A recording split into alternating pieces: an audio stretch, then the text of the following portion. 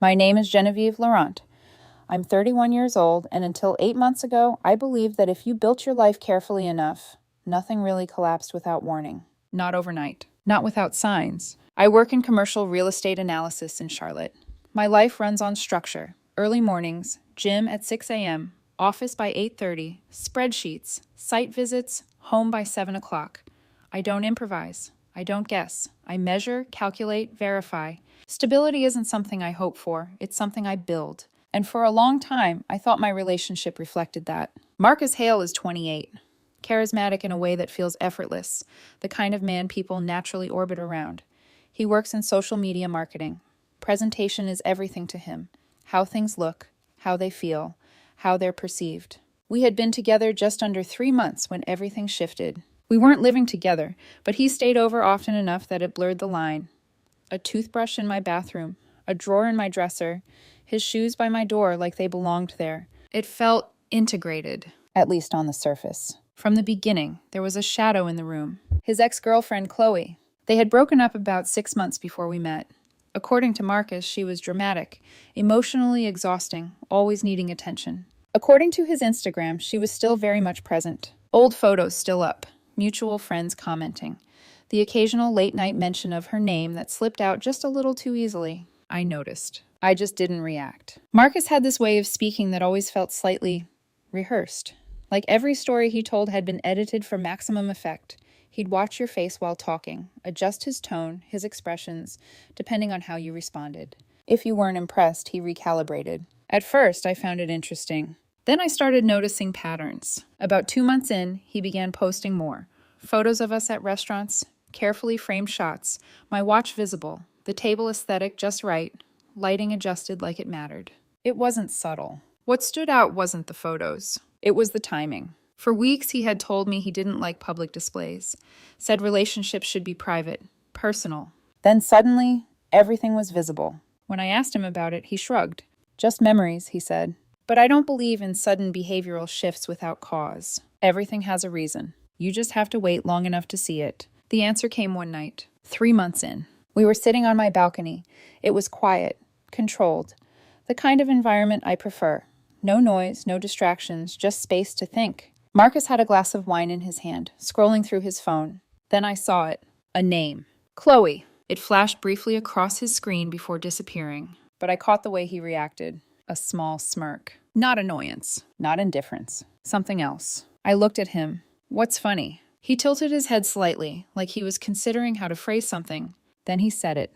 I'm only dating you until my ex gets jealous. No smile. No pause. Just eye contact. For a second, everything went quiet. Not externally. Internally. Because in that moment, everything aligned. The posts. The timing. The performance. I nodded slowly. What a coincidence. He blinked. Confused. Like I had said something he didn't understand. What does that even mean? He asked lightly. Like this was still a conversation he controlled. I didn't answer immediately. I just looked at him. 3 months. His toothbrush in my bathroom. His things in my space. His presence woven into a life I had built carefully. And suddenly, it all felt temporary. Not because of emotion. Because of intention. I stood up. What are you doing? He asked. Getting you an Uber. His expression shifted instantly. From amused to irritated. Are you serious right now? Completely. Genevieve, I was joking. You weren't. He scoffed, shaking his head. Oh my God, you're so insecure. No, I said calmly. I'm efficient. I walked inside, into the bedroom, and picked up his overnight bag. I didn't throw it. I placed it by the door. You said you're only dating me until your ex gets jealous, I continued. That's not a joke. That's a plan. I'm not participating in it. He crossed his arms. You're overreacting. I was being honest. Most people would appreciate that. Most people might, I said. I don't. His tone sharpened. So you're just kicking me out? Yes. It wasn't loud. It wasn't emotional. It was final. You're unbelievable, he snapped. It's been 3 months. You can't handle a little truth? I can handle truth, I replied. I don't entertain disrespect. He stared at me like he expected me to break, to laugh, to tell him to sit back down. I didn't. My phone buzzed. Your ride's here in 3 minutes. You're insane. No, I said quietly. I just listened the first time. He grabbed his bag, frustration written across his face. At the door, he turned back. You're going to regret this. I doubt it. He left. Didn't slam the door. That almost surprised me more than anything else. I locked it behind him, went to the bathroom, picked up his toothbrush, put it in a plastic bag, left it on the hallway table just in case he tried to come back. Then I sat down on the couch, poured myself a glass of water. 3 months. And just like that, it was over. Or at least, that's what he thought. The second the door closed behind Marcus, I blocked him. Phone number first, then Instagram, then WhatsApp. Clean, immediate, no suspense. Not out of anger, out of clarity. When someone tells you that you're a temporary placeholder in their emotional strategy, you don't negotiate your role. You exit the script. The apartment felt quieter almost instantly. No buzzing phone on the coffee table. No half-performed sighs from the balcony. No sudden shift in mood designed to make me ask what was wrong. Just silence. And for once, it didn't feel empty. It felt accurate. About 15 minutes later, my phone lit up. Unknown number. I let it ring. Then came a text. Wow, blocking me. Mature. I stared at it for half a second, then turned the screen face down. Another message followed. You're proving my point. You're intimidated. Still nothing. 5 minutes later, an Instagram follow request appeared from a burner account. 0 posts. No profile picture. Declined. That was the thing about Marcus. He didn't just want access. He wanted evidence of access. A response. A crack in the wall. Something he could hold up and say, see, she still cares. I wasn't giving him that. Later that night, a mutual friend sent me a screenshot of his story. A mirror selfie. Dark shirt, half smirk, caption. Some women can't handle honesty. I noticed 2 things immediately. First, like Chloe. Second, like Emma. That caught my attention. Emma didn't react quickly. Not usually. She observed. Blocking Marcus wasn't emotional. It was strategic. No access meant no performance. No reaction meant no leverage. And if he had been using me to make his ex-girlfriend jealous, then he had just lost his primary visual aid. The next morning, I got a call from Ethan. I let it ring once. Then I answered. Hey, he said calmly. I heard what happened. Did you? Marcus is spiraling. That tracks. There was a small pause. You handled it decisively. I don't entertain auditions. He laughed softly at that. He told me what he said, Ethan continued, and what you said after. I leaned back in my chair. What version did you get? That you couldn't handle being second choice. I smiled faintly. Second implies I'm competing. Ethan didn't answer immediately. Then he said something that shifted the air between us. You know he only said that to test you, right? No, I said. He said it because he believed it. Another pause. Maybe, Ethan admitted. But he didn't expect you to walk away.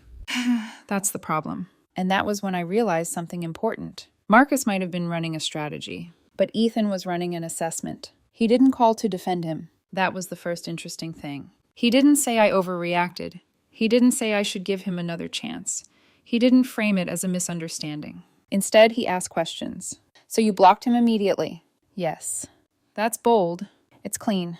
A quiet hum came through his end of the line, like he was moving around his apartment, thinking. Marcus isn't used to that, he said finally.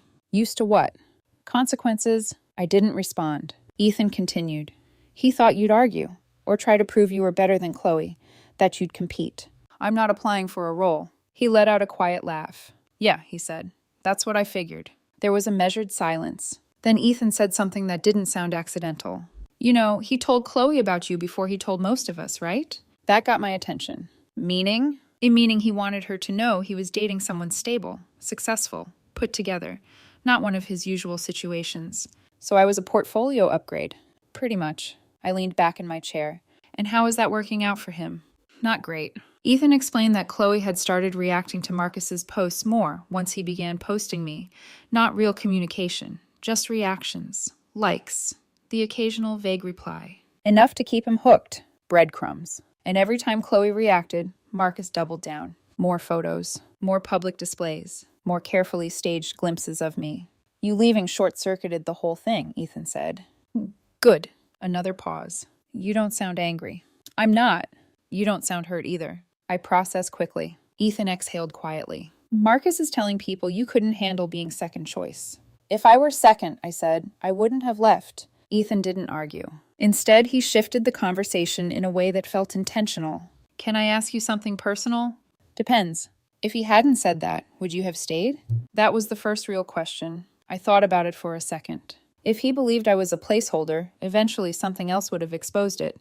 I just got the preview early. Ethan was quiet longer this time. Then he said, almost casually, You're not what I expected.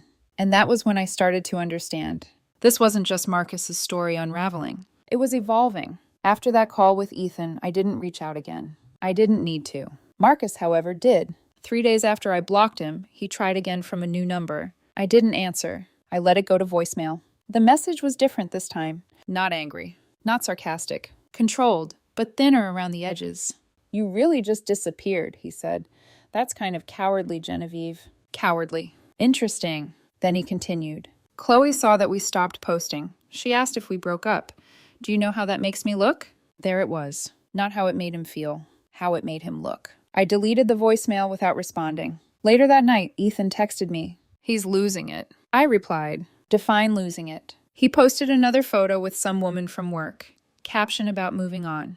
Chloe didn't react this time. That almost made me laugh. So now he's escalating. Pretty much, Ethan wrote. But it's not landing. I pictured Marcus refreshing story views, waiting for Chloe's name to appear near the top. When it didn't, he would try something louder. That was how people like him operated. External validation is oxygen. Ethan called again later that evening. "He's mad at you," he said. "That's expected."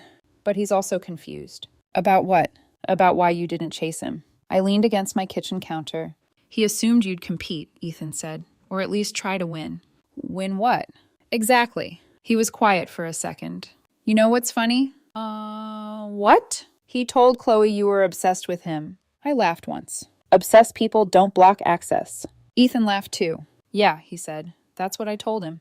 There was a shift after that. Less reporting, more conversation. Ethan started asking about my job, my routine, what I actually did outside of being Marcus's strategy. And he listened. Really listened. That was when something clicked. Marcus used people to provoke reactions. Ethan studied people to understand them. Very different skill sets. Before we hung up, Ethan said something that stayed with me.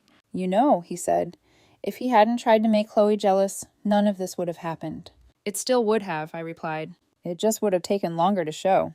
And that was when I realized the shape of it. Marcus wanted Chloe jealous. Ethan wanted clarity. And I was no longer interested in being anyone's instrument. But that didn't mean the story was over. It just meant the players were changing. A week passed. Marcus didn't stop. He just changed tactics. First, it was subtle. A photo with a coworker, close enough to suggest something, distant enough to deny it. Then a dinner post, caption about choosing people who choose you. Predictable. Then came the quotes. Vague lines about loyalty, about honesty, about people who can't handle the truth. I didn't see any of it directly. I didn't need to. Ethan kept me updated. Not because I asked. Because he found it fascinating. "Chloe hasn't reacted to anything in 4 days," he told me one evening over the phone. "So the strategy is failing," I said. Spectacularly. Apparently, Chloe had started dating someone new. Quiet. Private. No social media presence worth mentioning. No drama. No performance. No competition, which meant Marcus had nothing to push against. No audience. No reaction. No oxygen. And the more he lost leverage, the louder he got. At that point, Ethan and I were talking almost daily. Nothing dramatic. No flirting. No tension. Just conversation. He'd call on his drive home. We'd talk about work, about routines, about things that didn't need to be staged to feel real. Sometimes he told me stories about Marcus from years ago. Patterns. Cycles. "He's always needed someone watching," he said once. "Watching or wanting?" I asked. "Both." There was a pause. "You really don't miss him." I considered that carefully. "I miss the version I thought I was dating," I said. "Not the one who admitted I was temporary." That seemed to land. Then one night, everything shifted. Ethan called later than usual. His tone was different. "Marcus found out we've been talking." I leaned back slightly. "How?" "I left my phone on the table. He saw your name in my call log." I exhaled quietly. "That's inconvenient."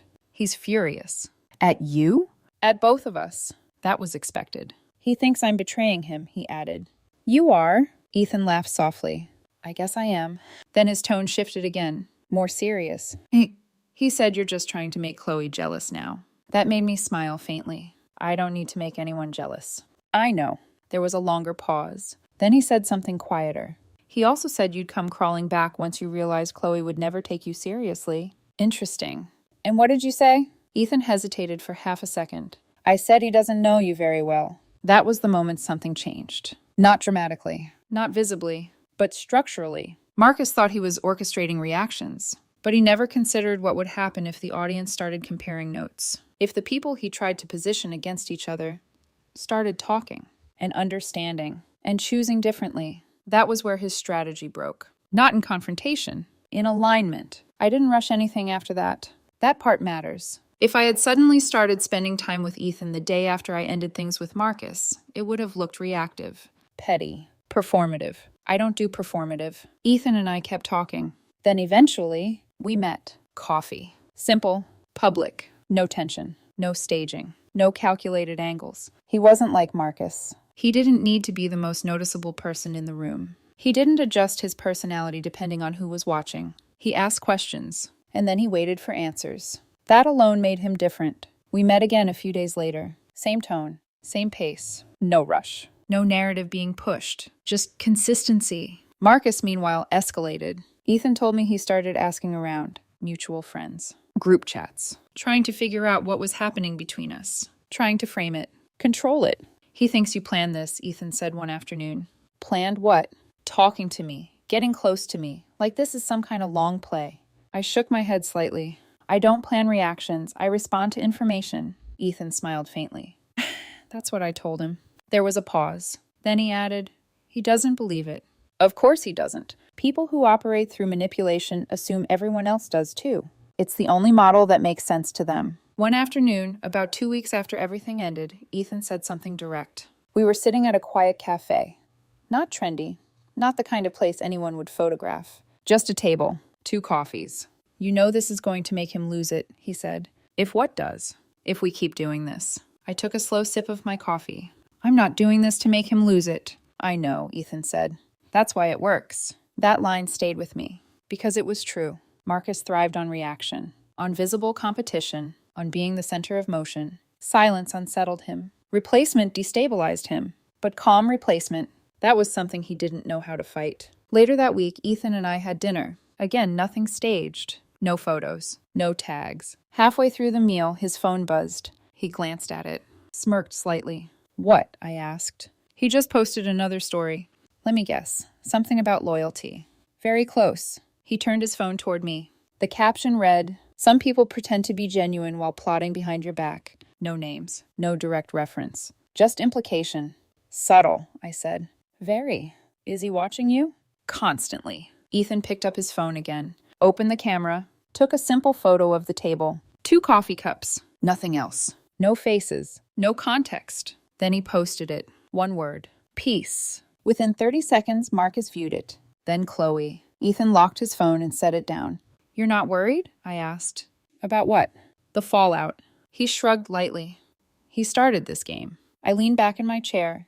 And now? Ethan smiled faintly. Now he gets to watch someone else win without competing. That was the moment I understood it clearly. Marcus wanted control. Chloe wanted attention. Ethan wanted clarity. And me, I wanted alignment. What none of them fully realized yet was that this wasn't revenge. It was selection. Marcus didn't explode immediately. That would have been predictable. Instead, he tried something else first. Control. Ethan told me he asked to meet. Not in a group, not publicly. Just the 2 of them.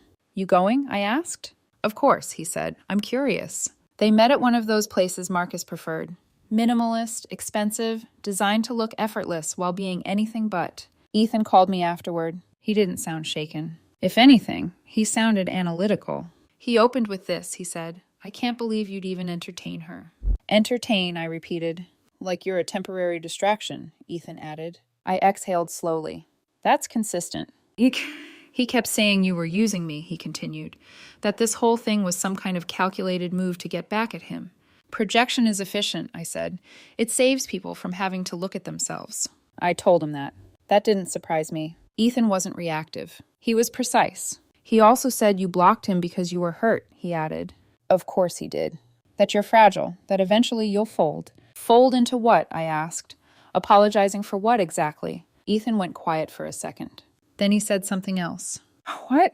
He admitted he didn't think you'd actually leave. That didn't surprise me either. People like Marcus rely on patterns, reactions, predictability. He assumed I would argue, negotiate, compete. He didn't account for absence.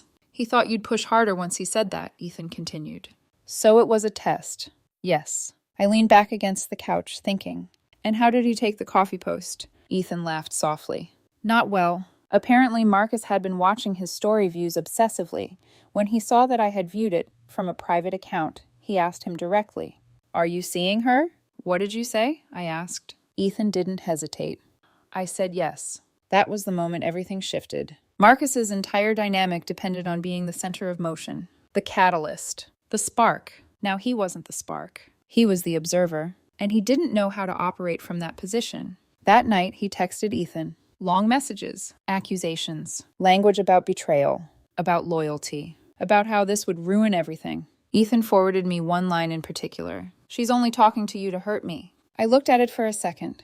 That assumption says more about him than about me. Ethan agreed. He replied to him with one sentence. "Not everything is about you." And that was when the structure started to collapse. Marcus posted another story that night. Less vague this time. Funny how loyalty disappears when someone better shows up. No names. But the timing made it obvious. Chloe viewed it. Didn't react. Ethan ignored it. I didn't acknowledge it. And that was what unsettled him most. Not anger. Not retaliation. Indifference. Because for the first time, he wasn't orchestrating the board. He was reacting to it. And he had never been good at that.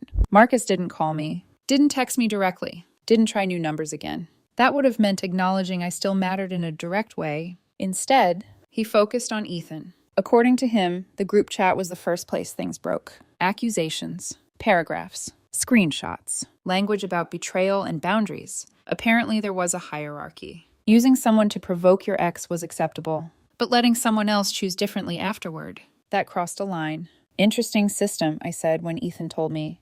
"Very selective," he replied. He didn't argue in the group chat, didn't defend, didn't explain. He simply asked one question. "You said you were only dating her to make Chloe jealous, so what exactly did I take?" No one answered, because there wasn't an answer that didn't expose the contradiction. Marcus escalated again. He showed up at Ethan's apartment, unannounced. He told me about it later, voice steady, almost amused. He demanded to know if we've slept together. "Have we?" I asked. "Not yet," he said evenly. I repeated the word quietly. "Yet." Ethan smiled slightly. He was looking for a reaction. I didn't give him one. Apparently, he paced around Ethan's living room talking about optics, reputation, how this made him look. That word again. Look, not feel, not process, just perception. He said you're calculated, Ethan added, that you waited for the perfect moment to get back at him. I didn't need revenge, I said. He disqualified himself. Ethan was quiet for a second. Then he said, "You know what really upset him?" "What?" "That you blocked him first." That made sense. He was used to controlling exits, being the one who left, the one who decided when something ended. The second I removed that control, the dynamic flipped. A few days later, something happened that neither of us expected. Chloe messaged Ethan, not Marcus. Ethan. The message was short. "Is she actually seeing you?" Ethan showed me. I raised an eyebrow. "What did you say?" "The better question is why she cares." Did she reply? No. That was when the board fully shifted. Marcus wanted control. Chloe wanted attention. Ethan wanted clarity. And I wanted someone who meant what they said. What Marcus didn't realize yet was this. He succeeded. Chloe noticed. She paid attention. But not because of him. Because he lost leverage. And the one thing he never calculated was what would happen when the person he labeled temporary chose differently. The ending didn't explode. It deflated. 2 days after Chloe messaged Ethan, Marcus went quiet. No stories. No quotes. No carefully staged photos with strategic captions. Silence. And for someone like him, silence was louder than anything he had posted before. Ethan and I didn't rush anything. We didn't need to. There was no performance to maintain. No audience to convince. Just consistency. We kept meeting. Coffee, walks, dinner sometimes. Always simple, always real. No angles, no filters, no need to prove anything. The irony handled itself. About a week later, Marcus finally broke. Not to me. To Ethan. He sent a voice message at 1:13 a.m. Ethan played it for me the next day. His voice wasn't sharp. It wasn't confident. It sounded strained. "I don't believe this," he said. "You don't even like her. You're just doing this to get back at me." Ethan paused the recording there and looked at me. "Projection," he said quietly. "Efficient," I replied. He played the rest. "She only dated me to get to you," Marcus continued. "I see it now. That's why she didn't fight. That's why she left so easily." I let out a short breath. "That's convenient." Ethan nodded. "He needs it to be a game," he said. "Otherwise, he has to admit he miscalculated. And that was the truth. Marcus had built everything around control, around optics, around reaction. He never considered the possibility that someone would take his words at face value. He said I was temporary. He said I was a means to an end. I simply agreed and chose something else. A few days later, Chloe unfollowed Marcus. No announcement, no dramatic post. Just gone. Marcus posted one last story after that. A quote. Some people teach you what you don't want. No image, no tags, just text. I saw it through Ethan. Didn't react. Neither did he. Eventually, the group chat quieted down. The tension dissolved into something neutral. Awkward. People stopped choosing sides because there was nothing left to fight over. No conflict. No performance. No center. Marcus had lost that. Ethan and I didn't define anything immediately. We didn't need labels to justify what we were doing. There was no urgency. No narrative to control. Just alignment. That was enough. One evening, we were sitting across from each other again. Same kind of place. Quiet. Unremarkable. Real. Ethan looked at me and said, "You know what's funny?" "What?" He wanted Chloe jealous. I nodded. "And he got it," he continued. But not in the way he expected. "Nothing about this went the way he expected," I said. Ethan smiled slightly. "Chloe wanted attention. She got it," I said, then lost it. "Marcus wanted control. He lost that first." Ethan tilted his head slightly. "And you?" I thought about that for a moment. I wanted someone who meant what they said. "And?" he asked. I looked at him. I chose accordingly. There was no dramatic moment after that. No declaration. No turning point that could be posted, captioned, or analyzed. Just a quiet understanding. And that was enough. In the end, everyone got what they wanted. Marcus wanted jealousy. He created indifference. Chloe wanted attention. She lost leverage. Ethan wanted clarity. He found it. And me, I wanted honesty. So I chose it. Not loudly. Not publicly. Just decisively. Because when someone tells you exactly what you are to them, you don't argue. You don't negotiate. You don't try to change their mind. You listen. And then you decide.